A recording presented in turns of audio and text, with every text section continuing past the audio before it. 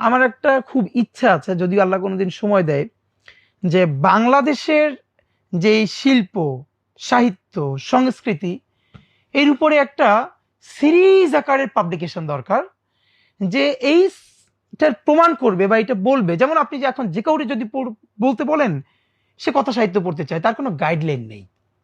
মানে আমাদের অনেকে জিজ্ঞেস করে, ভাই আমি এই ব্যাপারে পড়তে চাই, একটু পলিটিক্স নিয়ে, বা আমি অ্যাক্টিভিজম নিয়ে পড়তে চাই, আমি কোত্থেকে শুরু করব?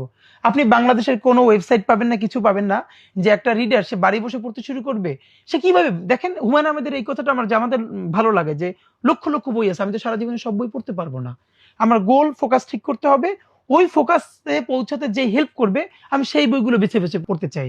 আমার একটা খুব ইচ্ছা আছে, আমরা একটা বড় আকারে আর্কাইভ বা ওয়েবসাইট এরকম করতে চাই, যেখানে যে পলিটিক্যাল সায়েন্স নিয়ে পড়বে, বাংলাদেশের art, literature, cinema, even theatre, যে যে ব্যাপারে পড়বে সে কোন বইটা থেকে শুরু করবে, তারপর কোনটা, তারপর কোনটা, তারপর কোনটা, মানে তাকে একটা দুর্দান্ত এরকম দিক নির্দেশনা দেয়া থাকবে।